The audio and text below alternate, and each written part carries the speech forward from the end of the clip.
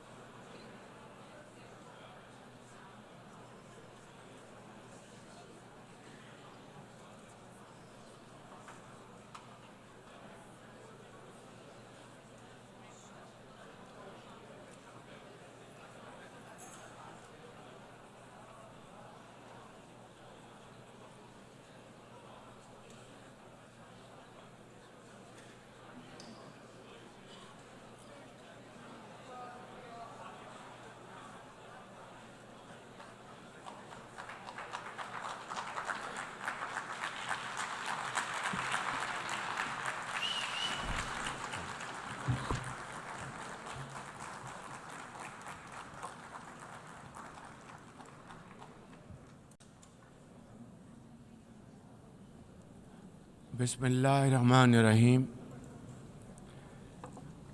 ليس البر أن تولوا وجوهكم قبل المشرق والمغرب ولكن البر من آمن بالله واليوم الآخر والملائكة والكتاب والنبيين وآتى المال على حبه ذوي القربى واليتامى والمساكين وابن السبيل والسائلين في الركاب وأقام الصلاة وآتى الزكاة والمؤفون بعهدهم إذا عاهدوا والصابرين في البأساء والضراء وحين البأس أولئك الذين صدقوا وأولئك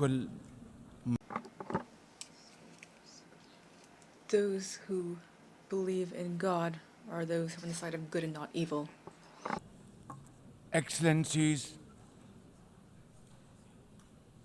ladies and gentlemen, Assalamu alaikum and a very good morning.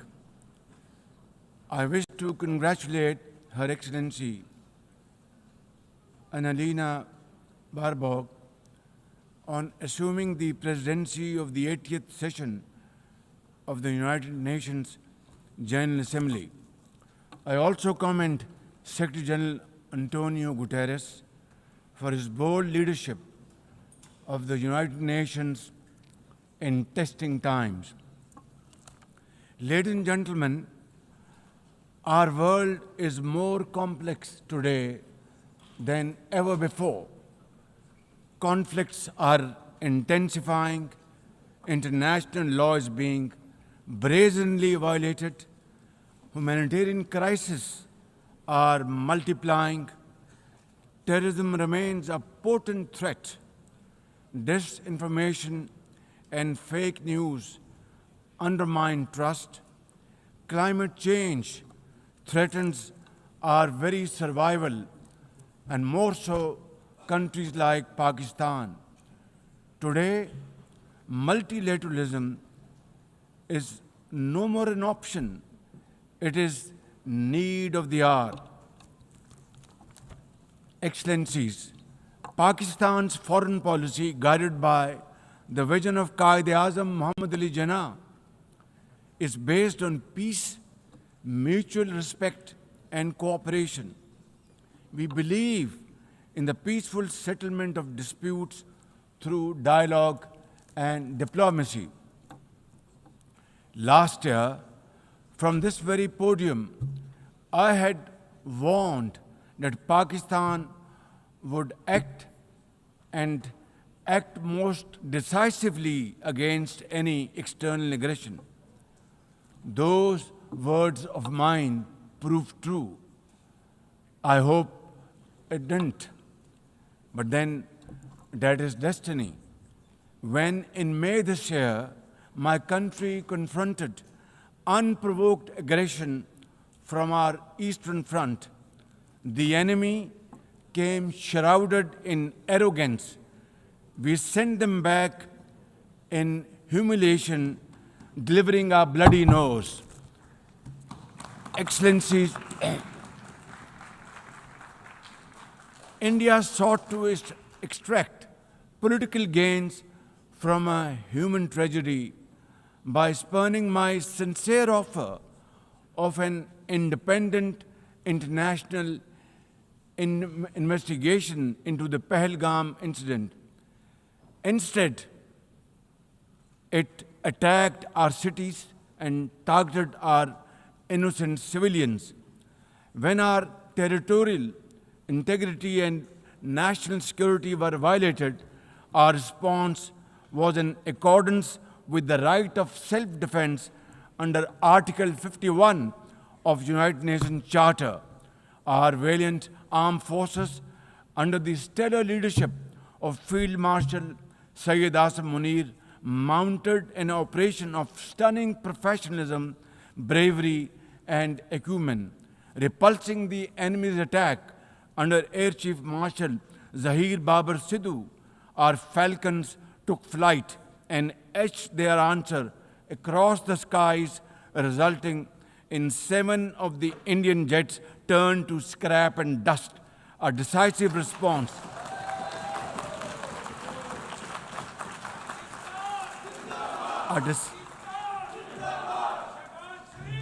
A decisive response to the aggressor that will echo through the annals of history. To the fearless architects of this victory, to every officer and soldier, heirs of our martyrs, their names are forever engraved in glory. To the mothers of our martyrs, their courage guides our path forward, and their sacrifice shall never be in vain, inshallah, God willing. And to every Pakistani, you stood as one unbreakable wall, a bunyanum marsus. Excellencies, though in a position of strength, Pakistan agreed to a ceasefire facilitated by President Donald Trump's bold and visionary leadership. We express our deep appreciation to him and his team for their active role in bringing about the ceasefire. President Trump's efforts for peace helped avert a more threatening war in South Asia. Had he not intervened timely and decisively, the consequences of a full-fledged war would have been catastrophic. Who would have lived to tell what happened? And therefore, in recognition of President Trump's wonderful and outstanding contribution to promote peace in our part of the world, Pakistan nominated him for Nobel Peace Prize. And I think this is the least we could do for his love for peace. And I think truly he's a man of peace. Ladies and gentlemen, We're also grateful to our friends and partners, including China, Turkey, Saudi Arabia, Qatar, Azerbaijan, Iran, UAE, and of course, UN Secretary General for extending their diplomatic support to Pakistan at this crucial time. Excellencies, we have won the war, and now we seek to win peace in our part of the world. And this is my most sincere and serious offer before this August Assembly of the World Nations. Pakistan stands ready for a composite, comprehensive, and result-oriented dialogue with India on all outstanding issues. South Asia requires, ladies and gentlemen, proactive rather than provocative leadership. India's unilateral and illegal attempt to hold the Indus Water Treaty in abeyance defies the provisions of the treaty itself as well as the norms of international law. Pakistan has made it abundantly clear, and let there be no doubt once again in anybody's mind, as I said last year in this hall, from this podium, we will definitely and ardently defend, inshallah, the inseparable right of our 240 million people on these waters. To us, any violation of this Indus Treaty represents an act of war. Ladies and gentlemen, through this august House, I wish to assure the Kashmiri people that I stand with them. The people of Pakistan stand with them. And one day soon, inshallah, India's tyranny in Kashmir will come to a grinding halt. Kashmir will gain its fundamental right to self-determination through an impartial plebiscite under the auspices of this very organization, United Nations. Excellencies, the plight of the Palestinian people is one of the most heart-wrenching tragedies of our times. This prolonged injustice is a stain on the global conscience and our collective moral failure. For nearly 80 years, the Palestinians have courageously endured Israel's brutal occupation of their homeland in the West Bank. Each passing day brings new brutality, illegal settlers who terrorize and kill with impunity, and nobody can challenge them and question them. And in Gaza, Israel's genocidal onslaught has unleashed unspeakable terror upon women and children in a manner we have not witnessed in annals of history. In blind pursuit of its nefarious goals, the Israeli leadership has unleashed a shameful campaign against the innocent Palestinians, which history will always remember as one of its darkest chapters. But speak we must, Madam President, we must speak and speak loud and clear. Our words are too little, too late for Hind Rajab, a child, nay, a little baby. We have all heard her trembling voice on that phone call, which little Hind made as she struggled to stay alive under Israeli onslaught and atrocities. Can you imagine that little girl, Hind Rajab, as if she was our daughter? Can you imagine not having the compassion to spare her life?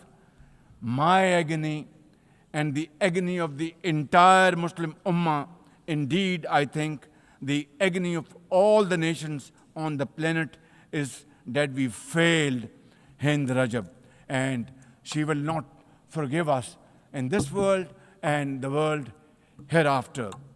As they say, ladies and gentlemen, the smallest coffins are the heaviest to carry. I, for one, would know for I too carried the tiny coffin of a 7-year-old Irtiza Abbas during the recent confrontation with India. He was only 6 years old. Therefore, we cannot and we must not fail these children of Gaza or any child anywhere in the world. We must find a path to a ceasefire now and just now. Pakistan firmly supports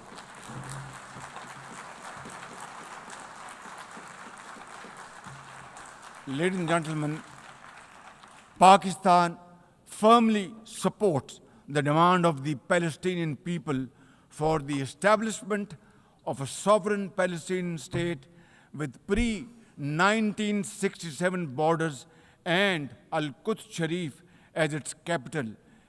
Palestine can no longer remain under Israeli shackles. It must be liberated and liberated with full commitment and with full force.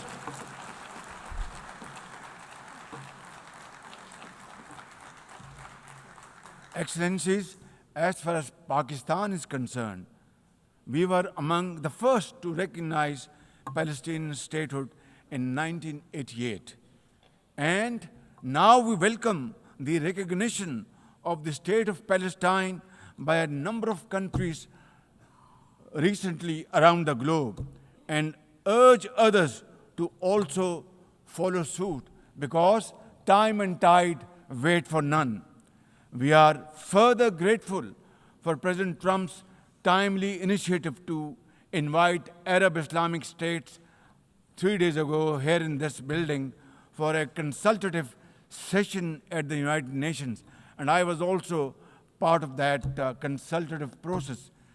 And I think, and I hope and pray to God that it has rekindled hope for a ceasefire in the nearest future, for which the credit must again be attributed to President Trump for this peace initiative. Excellencies, Israel's recent attack on Doha and its continued violations of the sovereignty and territorial integrity of numerous countries is reflective of its rogue behavior. Pakistan stands unwaveringly with our brothers and sisters in Qatar. We also support all efforts for a peaceful resolution of the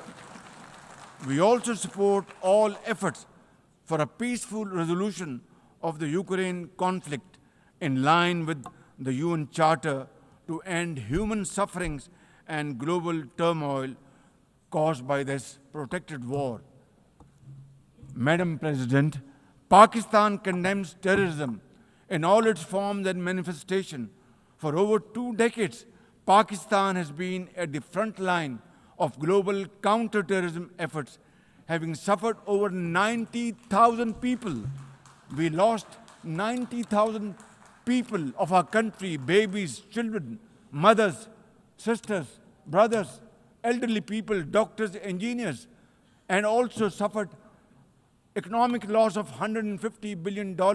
Please tell me, put your hand on your heart, that what can be a bigger manifestation of our commitment to fight terrorism and erase it not only from the face of Pakistan, but from the face of this global world. And I believe a man killed in New York is a man killed in Lahore, a man killed in Islamabad is a man killed in London. It's a global village. So I think unless and until terrorism is defeated hands down, this world will not be a peaceful place to live. And for that, Pakistan's sacrifices are probably the biggest around the globe. It must be respected and appreciated because we are a bulwark. Had these terrorists not been encountered by us, they would have been roaming on the streets of New York and London and God knows Far East. So I think this is our humble contribution, not only for the people of Pakistan, but the people all over the world. Today we face externally sponsored terrorism, particularly from foreign-funded groups such as the TTP, Fitna al-Khawarij, Fitna al-Hindustan, BLA, and its Majid Brigade. Operating from Afghan soil, these groups are responsible for some of the most heinous attacks inside Pakistan, including the dastardly Jafar Express train incident earlier this year, the train was hijacked and 400 people were kept for days and weeks. And mercifully, by Allah Almighty's grace, our armed forces and law enforcing agencies were able to recover them. Now, as an immediate neighbor and a brotherly country of Afghanistan, Pakistan has a direct stake in a peaceful Afghanistan. We believe that the key to development and prosperity lies in regional stability and connectivity. Pakistan continues to engage with all partners to extend humanitarian assistance, promote economic recovery, and encourage inclusive political framework in Afghanistan. The interim Afghan government must, however, uphold human rights, including women's rights. Above all, we expect that Afghan interim government to take effective action against terrorist groups and to ensure that Afghan soil is not used for terrorism against any country.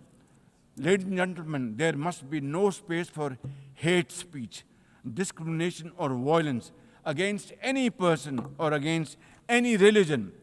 Hate-driven ideologies such as India's Hindutva-driven extremism pose a danger to the entire world.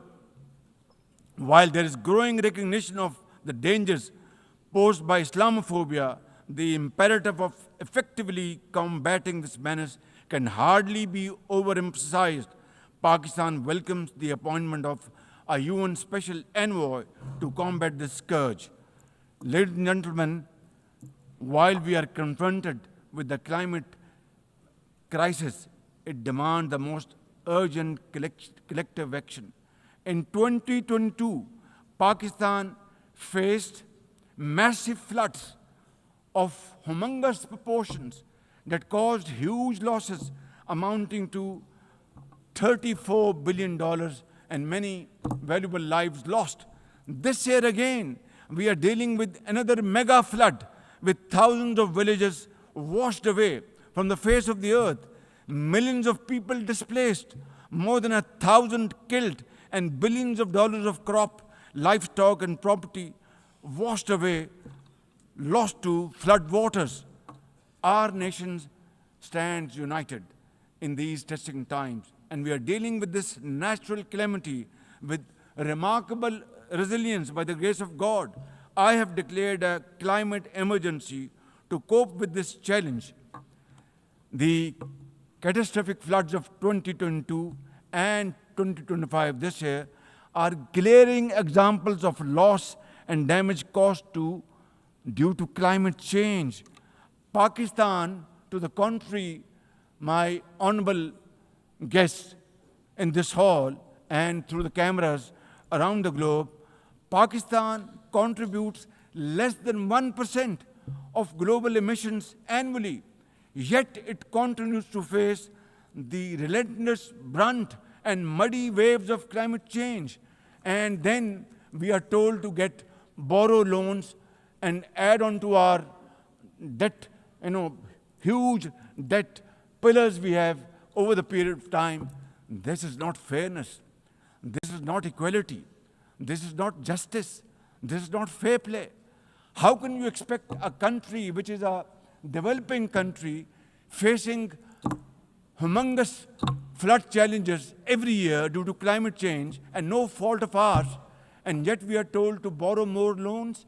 I think borrowing loan would be destroying your economy. We will be better off than not borrowing loan and standing on our own feet, working hard, tirelessly, blood and sweat, and we will, inshallah, make Pakistan a great country, inshallah. Ladies and gentlemen, while we deal with climate change, I bear good tidings on the domestic economic front. Socio-economic development and the welfare of our people are among my government's foremost priorities. we have successfully implemented deep-rooted structural macroeconomic reforms, modernized and broadened our taxation system, intensified efforts to mobilize productive investment, and embraced digitization, AI, and crypto as the tools of the future. Strategic partnerships, including our all-weather cooperation with China through the China-Pakistan Economic Corridor under President Xi Jinping's landmark Belt and Road Initiative, are contributors to our progress as I speak. I admire the vision and foresight of President Xi Jinping, whose recently launched Global Governance Initiative, along with other global initiatives, offers a comprehensive framework for a more just, fair, and inclusive development. Excellencies, as a non-permanent member of the UN Security Council, Pakistan is playing its constructive role in conflict prevention. The unanimous adoption of Resolution 2788 under our presidency of the Council has renewed our collective commitment to multilateralism, respect for the UN Charter, and effective implementation of UN Security Council resolutions. Excellencies, at the end, let me assure you that Pakistan will always stand for peace, justice, and development, for a revitalized United Nations, and for cooperative and multilateralism that is fair and inclusive and delivers for all. Therefore, let this 80th anniversary not simply commemorate history, let us make history and chart a future for the next 80 years with these United Nations as enduring hope for global good. Let us truly strive to become better together. Thank you very much. United Nations, long live. God bless you.